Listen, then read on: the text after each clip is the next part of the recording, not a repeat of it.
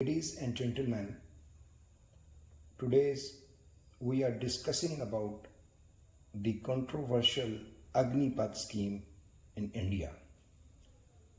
India has introduced the Agnipath scheme for recruitment of contractual soldiers in armed forces after completing a term of 4 years. 75% of recruits known as Agniveers will be discharged from service. Let's analyze the impact of Agnipath scheme in detail.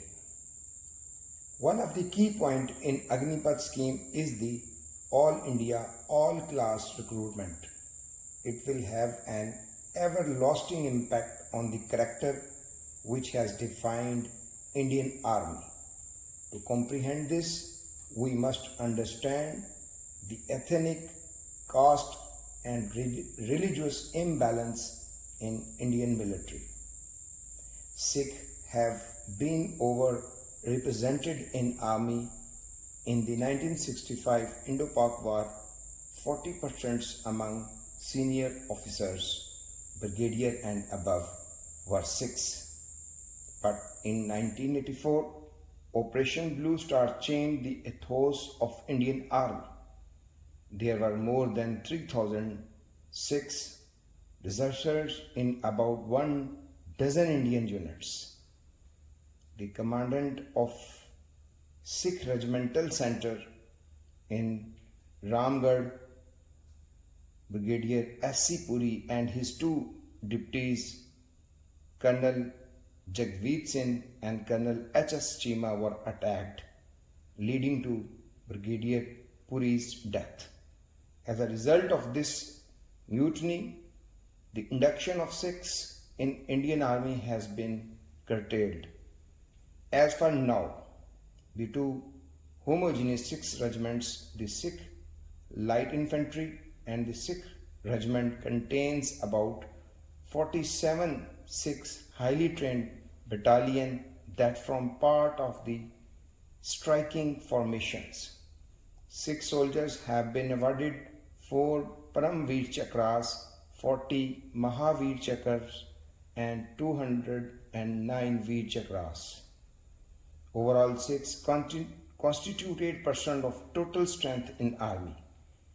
It is still a significant number since Sikhs are 1.4% of the total population.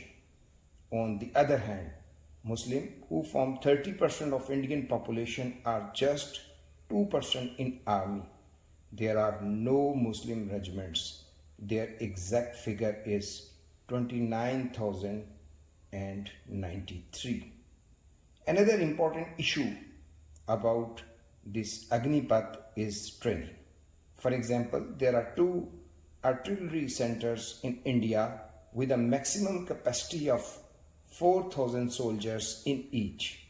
The new scheme will double the number of trainees. Gunners normally go through 6 months of basic military training and 6 months as a gunner. Agniveers would be deployed in field after 6 months of training.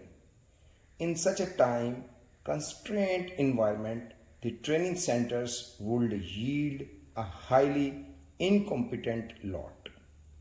Also, why would an Agniveer give his life when he has to retire after 4 years with no pension? The Agniveers will be thrown in a society where over 45 crore Indians have stopped looking for jobs. Muslims are facing an impending genocide. 3 years into Modi's first term, a research report found that 97% of all cow-related violence in India came after he was elected. We already know that RSS, which is the largest neo-Nazi group, have a strong belief that Muslims and other minorities are an internal threat to India. RSS has an estimated 1.5 to 2 million regular participants in its nearly 50,000 Shakaharis across 36,293 locations nationwide, along with an armed dedicated militia of 6 lakh. Now its militia will have well-trained Agniveer soldiers to wreak havoc against the minority. When Modi first took office as Prime Minister in 2014, 41 members of the government's 66% cabinet had an RSS background. Today, out of 38 ministers, nearly 75% hail from RSS. When Indian Army's Lieutenant General P.R. Shankar was a brigadier commandant in the East, he was given a proposal to train the tribals' boys so that they can get recruited in the army.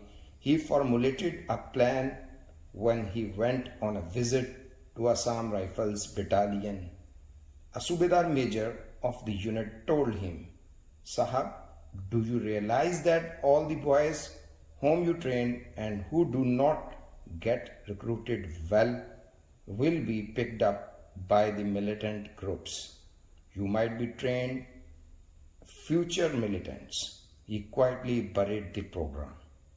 But the Singh Parivar has nefarious plan for Agniveers. Those in support of Agnipath scheme have one strong point. India has the largest volunteer army in the world. But paying the pension bill has been a huge burden on the defense budget. Out of the total defense budget of rupees 5.25 lakh crores this year, rupees 1.19 lakh crore has been allocated to ex-servicemen pension along with the 1,63,453 crores for salaries. That is 54% of the allocation for the defense ministry. With India yearning to roll all the 17 commands of armed forces into 4 integrated theatre commands, it requires a huge budget. The Indian Air Force is facing a shortage of 12 squadrons of fighter jets. They are already down to 30 squadrons of fighter jets. The Indian Navy has 130 ships, which they are eyeing a 200 Navy ship. Indian Army is already short of 1 lakh soldiers. Will the Agnipath scheme solve the requirement of Indian Armed Forces, or is it a recipe for disaster? We will see that in the next few years. Thank you very much.